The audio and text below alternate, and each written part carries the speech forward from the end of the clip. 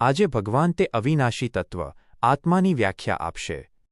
નમસ્કાર મિત્રો, ડિજિટલ કી શ્રીમદ ભગવદ્ ગીતા શ્રેણીમાં આપનું સ્વાગત છે।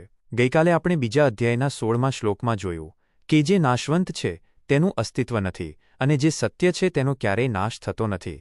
આજે આપણે જોઈશું અધ્યાય 2 શ્લોક 17, જેમાં ભગવાન શ્રી કૃષ્ણ સમજાવે છે કે જે આખા જગતમાં વ્યાપ્ત છે તે આત્મા અવિનાશી છે અને કોઈ પણ તેનો નાશ કરવા સમર્થ નથી।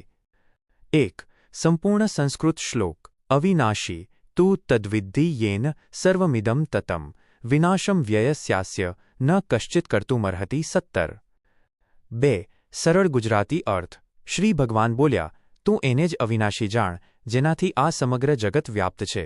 આ અવિનાશી તત્વ આત્માનો નાશ કરવા માટે કોઈ પણ સમર્થ નથી।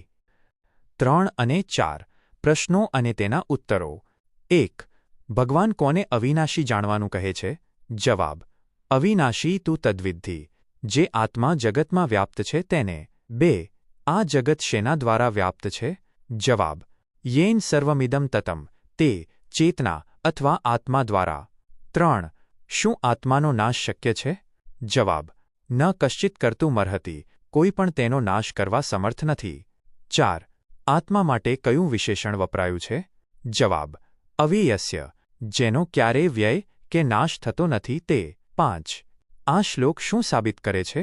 જવાબ: આ શ્લોક આત્માની અમરતા અને અખંડિતતા સાબિત કરે છે। 6 જગતમાં વ્યાપ્ત હોવાનો અર્થ શું છે? જવાબ: જેમ સોનાના દાગીનામાં સોનું વ્યાપ્ત છે તેમ દરેક શરીરમાં આ એક જ ચેતના તત્વ વ્યાપ્ત છે। 7 વિદ્ધિ એટલે શું? જવાબ: તું જાણ અથવા સમજ। 8 અર્જુનનો કયો ભય અહીં દૂર થાય છે?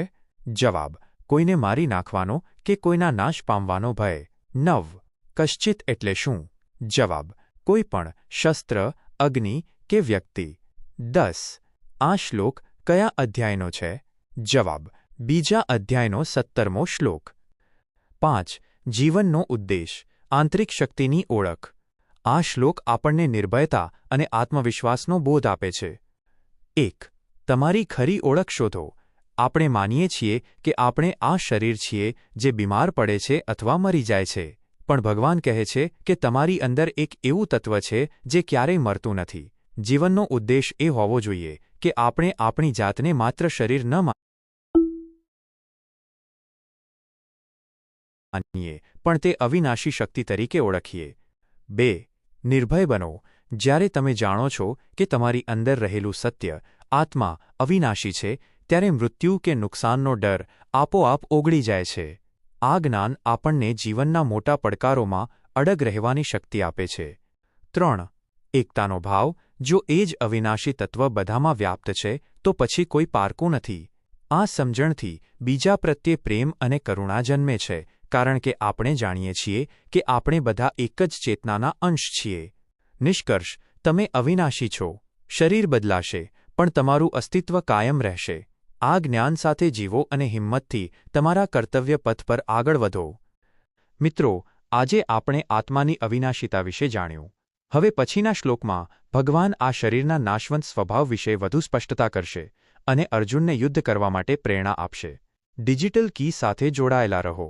આવતીકાલે ફરી મળીશું રાત્રે 8 વાગ્યે। જય શ્રી કૃષ્ણ।